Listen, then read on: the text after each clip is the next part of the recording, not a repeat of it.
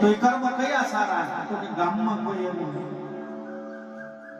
ગરીબ તો આપણે ના કહી શકીએ, કારણ કે ભગવાને બનાવેલા છે તો એની ભાગ્યમાં જે હોય એ તો એને મળવાનું જ છે, ભાગ્યમાં લખાઈ ગયો એ મળશે, એટલે આપણે એને ગરીબ ન કહી શકીએ. પણ કદાચ આપણે એના કરતા થોડા સવાયા હોઈએ તો એને મદદ તો કરી શકીએ, આહારો કરવો.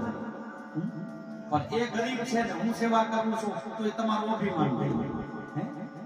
એને ભગવાને કઈક ઓછું આપ્યું છે ને એની તમે મદદ કરો, તમને ભગવાન વધારે આપ્યું છે. આ તમારામાં જ્યારે ભાવ પ્રગટ થાય ત્યારે એ સારું કરો.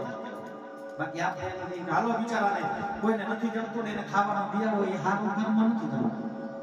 તો તમારું અભિમાન છે કે અમારા કને કાંઈ છે તો મેં ગરીબને આપ્યું છે, કારણ કે પરમાત્મા એને બંધાયેલું છે દેવા માટે. તેની કીડીને કણ જેટલું જોવે તો એ કાંઈ તમારી પાસે માંગવા નથી આવતી, કે ભેગું કરીને કાંઈ રાખતી નથી, કે હવારની ચિંતા કાંઈ કરતી નથી. કીડીને કણ જેટલું જોવે તો આજે ભદ્રેશભાઈ દઈ ગયા તો કાલ ચક્કા મારા થઈ જશે.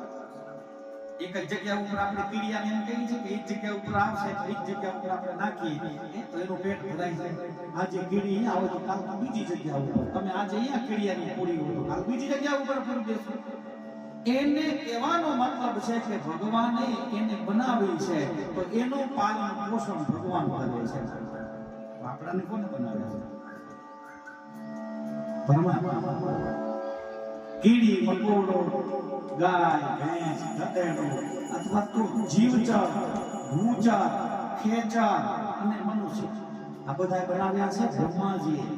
બ્રહ્માજીએ સૃષ્ટિની ઉત્પત્તિ કરીને ત્યારે એક યુગલ જોડી એટલે સ્ત્રી અને પુરુષ. પુરુષનું નામ છે મનુ મહારાજ અને સ્ત્રીનું નામ છે શત્રુ.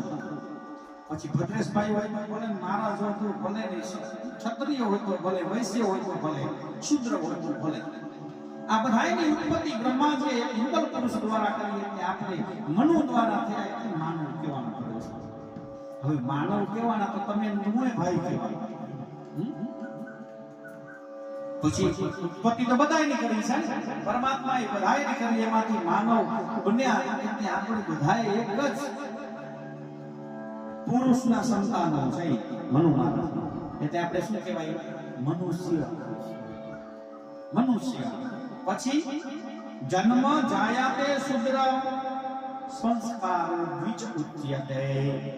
સંસ્કારો દ્વિજ ઉચ્યતે. પછી વર્ણાશ્રમમાં 4 વર્ણ આપણા ત્યાં: બ્રાહ્મણ, વૈશ્ય, શુદ્ર અને ક્ષત્રિય. એ તો કોને બનાવ્યા? આપણે. ભગવાન માટે તો બધા એક જ છે. પછી ગમે એ હોય માનવ.